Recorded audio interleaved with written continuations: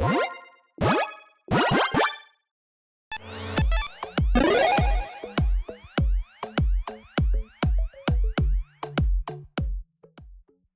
really quick, if you haven't seen my most recent episode on a Johnny, make sure you check that episode out because there's a brand new Johnny Planeswalker and there's nothing at all weird about it. Definitely not anything weird. Johnny's Phyrexian.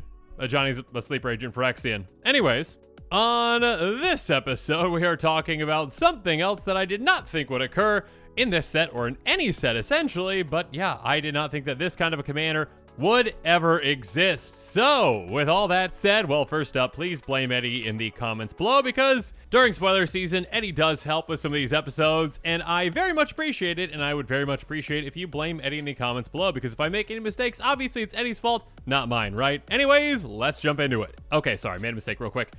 After I mentioned that in the description below, there is a linked list of cards I'm talking about on this episode. So if you are interested in this new commander, make sure you check out that link because, well, when a new commander comes out that players are excited about, prices of cards that might work well that commander might go up sooner rather than later. So please, please, please make sure you check that link out. And now with that said, let's jump into it.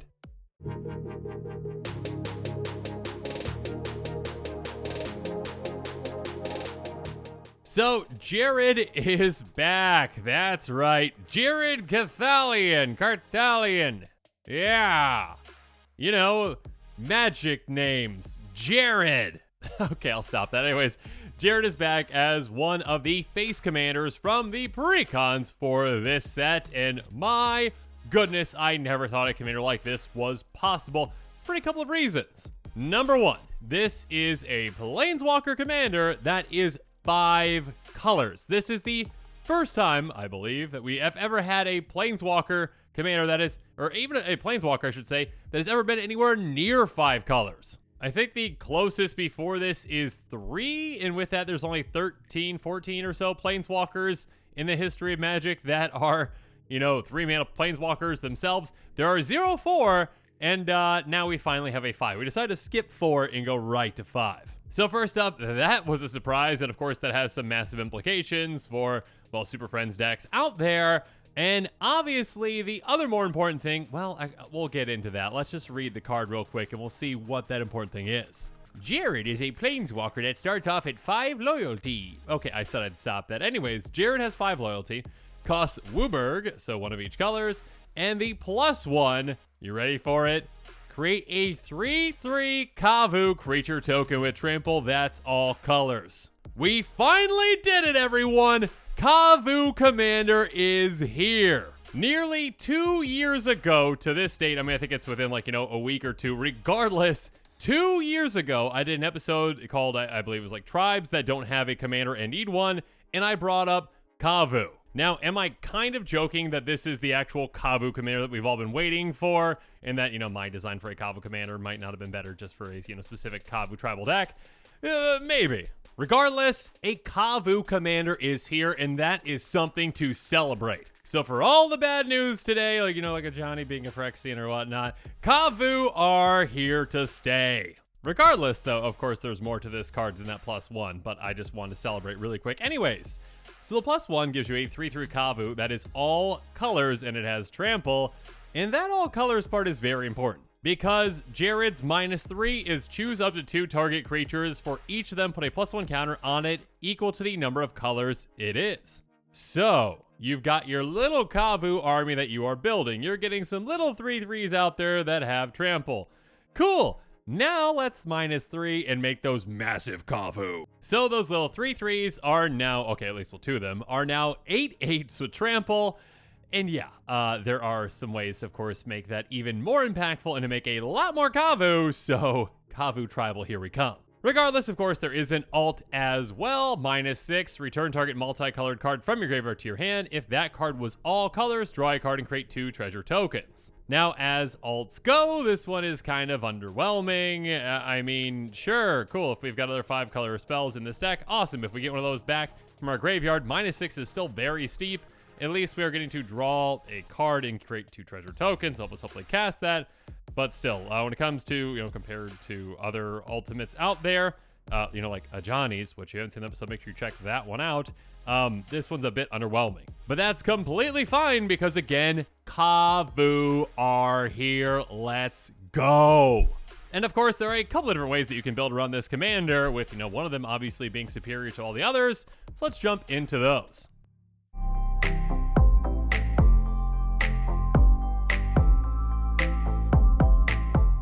First up, okay, as I need to mention with basically any Planeswalker commander that has access to green, doubling season. And obviously, since this is the very first Planeswalker commander that has access to all the colors, I kind of don't need to prerequisite with, you get access to all the best things for commanders, specifically Planeswalker commanders. And doubling season is great for multiple reasons for this commander. It says if an effect would create one or more tokens under your control, it creates twice that many of those tokens instead, which is absolutely incredible. Double the Kavu every single time, yes. But of course, on top of that, and this helps out a lot in many ways, if an effect would put one or more counters on a permanent you control, it puts twice that many of those counters on that permanent instead. So again, Jared starts off with 5 starting loyalty, which then immediately gets doubled to 10 if, doubling season's in play when Jared's coming down, which is a ton of loyalty. And obviously, if you really want to alt, sure, go for it. But more likely than that, you're going to Kavu, because Kavu times. But of course, with that -3 then, instead of getting 5 counters on our 2 Kavu, because again, they are all 5 colors, we are getting double that, so we get 10 on each of them. So we get 2 13/13 Kavu, which is 2 activations of our commander thanks to Doubling Season. So Doubling Season is a pretty amazing card, and obviously very expensive for a reason. Speaking of expensive, there's also Noise Procession, which basically just does half of that, but it doubles up your tokens, so more and more Kavu, what's not to love? And of course, on the other end of that, there is Branching Evolution, which doubles up counters, specifically +1/+1 counters, not, counters that would go on your Planeswalker with loyalty counters, but still, Kavu counters are great. And speaking of great, really quick, obviously with basically any kind of a Planeswalker or Planeswalker deck, things that benefit your Planeswalkers, like the Chain Veil, Oath of Teferi, and Carthalion, are good. Chain Veil basically gives you double the activations, Oath of Teferi does that, and it also can blink your, Planeswalker commander if you really want to, and then Carthalion says, when it enters the battlefield or a Planeswalker you control dies, look at the top 7 cards of your library, you may reveal a Planeswalker card from among them, put it in your hand. So, more Planeswalkers is never a bad thing, and then of course, Planeswalker loyalty abilities you activate cost additional +1 to activate. Now, this is kind of a confusing wording of it, but basically what it means is for Carth, that's, hey, instead of a +1, it's a +2. Instead of a -3, it's just a -2. And instead of it's, kind of useless alt. I'm not going to call it a useless alt, it's just not a great alt. It's just -5. But now making Kavu and getting counters on your Kavu is the exact same amount. Essentially, you go +2, you go -2, so you can just keep doing that again and again and again. But obviously, cards that benefit Planeswalkers are good for Planeswalker decks. And this includes Proliferating as well, all those other kinds of cards. We're not going to jump into that because it's time to jump in to the most important thing.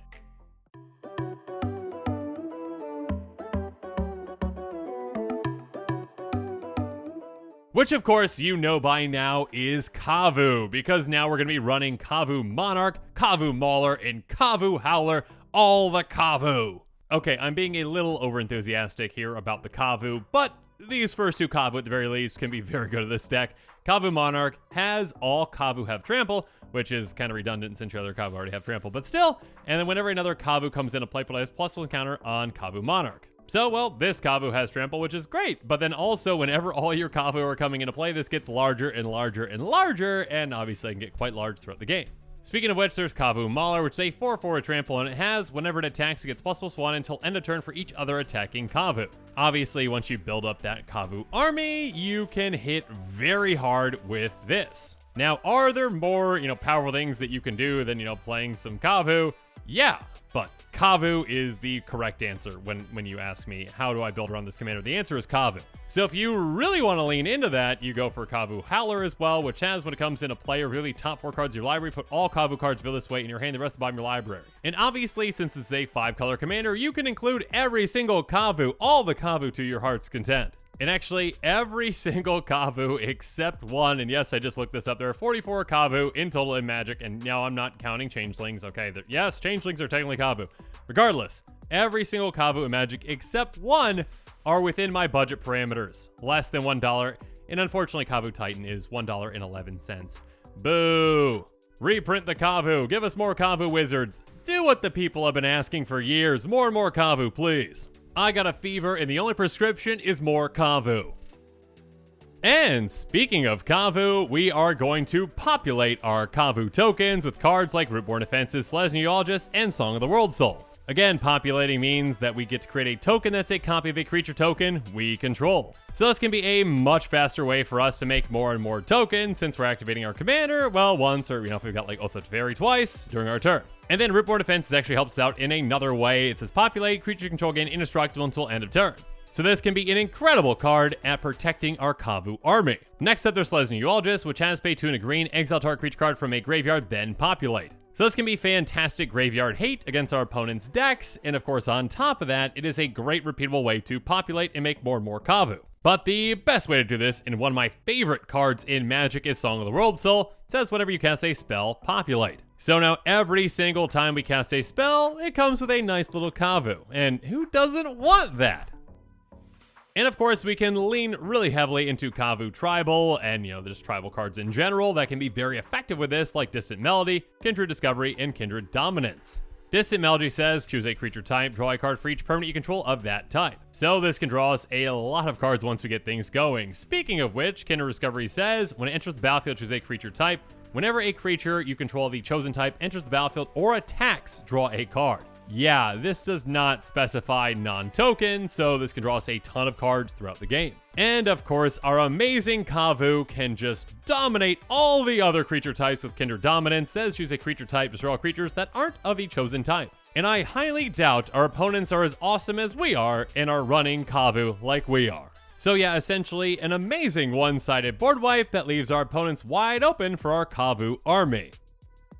Next up, 2 other cards you definitely want to consider with this incredible build are Knight of New Alara and Spark Double. Knight of New Alara is a 2/2 human knight, but it says each other multicolored creature you control gets ++1 for each of its colors. Essentially, all of your Kavu get +5/+5. Okay, all of your Kavu that you are making with your commander, the 5-color ones. You know what I mean. So now our commander is just literally making 8/8 Kavus just off the get-go. And then of course, if we get, even more counters on them, 13/13, that sounds like it's hitting for quite a lot. And again, they have trample. But of course, things can get even more ridiculous by, say, getting an extra copy of our commander with something like Spark Double.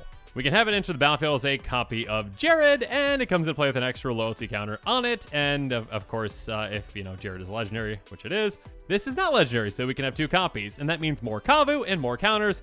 And what's not to love about that?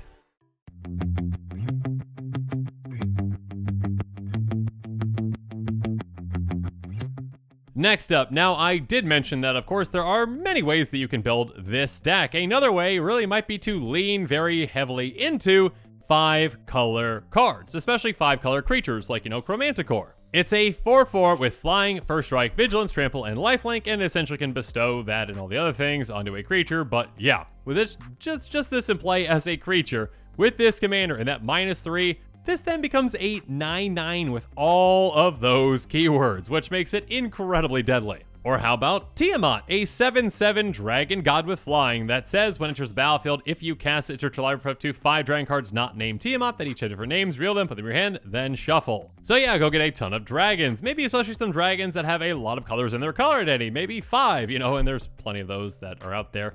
And yeah, of course, there are plenty of other very powerful 5-color creatures. And of course, you can go get a lot of cards with Conflux. Conflux is a sorcery for 3, and Wooburg, search your library for a white card, a blue card, a black card, a red card, and a green card. Reveal those cards, put them in your hand, then shuffle your library. Now again, I did kind of, knock on Jared's ultimate as, not all that good.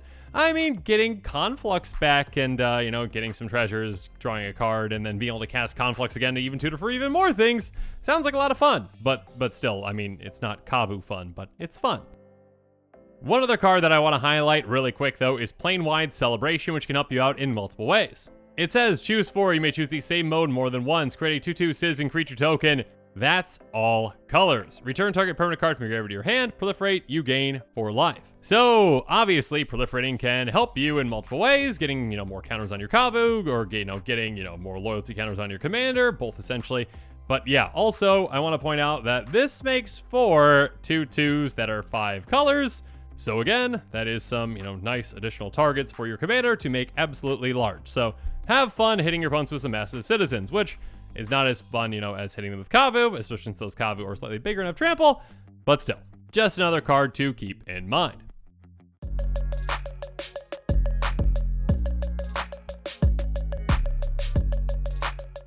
One more thing, and you can really blame Eddie for this one, but I just want to point out, like Eddie pointed out to me, that, yeah, a very popular, Planeswalker commander is obviously Atraxa Praetor's Voice, but Atraxa is, missing out on one of the colors, so obviously there are, certain red cards out there that you can't utilize within an Atraxa Super Friends deck, but if you are building a Super Friends deck around Jared, well, now you've got access to those cards as well.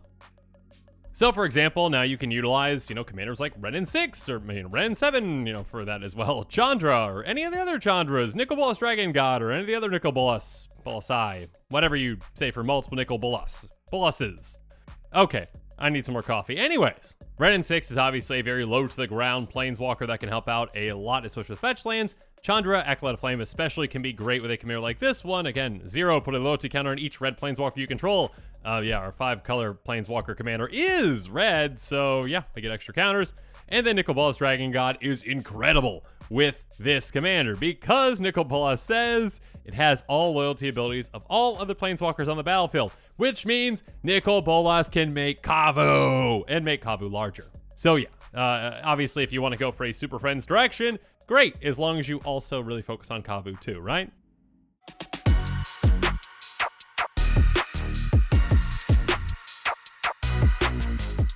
But now as this episode is coming to a close, it's time for me to give you my final thoughts on Jared Carthalion.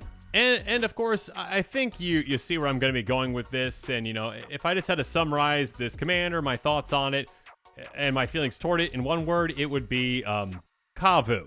So again, if you are interested in this commander, make sure you check out the link in the description below for cards that I mentioned this episode. And yeah, again, when a new exciting commander like this one comes out, cards that work well with it might go up in price sooner rather than later because, well, players out there might not wait until the actual card, is printed and comes out. It's just, hey, it's a commander. I'm excited about it. I'll build around it. So make sure you check out that link. And of course, make sure you stay tuned to this channel for even more exciting quick takes and spoilers. And to find out if anyone else gets Phyrexianized, apparently, because that's happening. Kavu. And with that, the show has come to a close, so it's my turn to hear from you. So in the comments below, let me know what your thoughts on this episode are, and as always, thank you again, and have a good one. This show and episodes like this one are possible thanks to viewers like you. If you're looking for an easy way to help support this show, make sure that you like, share, and subscribe. Also, hit that bell notification icon so you don't miss any new episodes. You can also go check out our playmats and other merchandise at thecommandersquarters.com. We also have a ton of brand new t-shirt designs in stock, so make sure you check out those as well. Another easy way to support this show is with our TCG player affiliate links. So whether you're buying a deck or individual cards, you can use this general link right here or one in the description. And the final way that you can support this show is by supporting us directly by becoming a patron. There are many benefits to being a patron, and I truly couldn't do this without all of their support.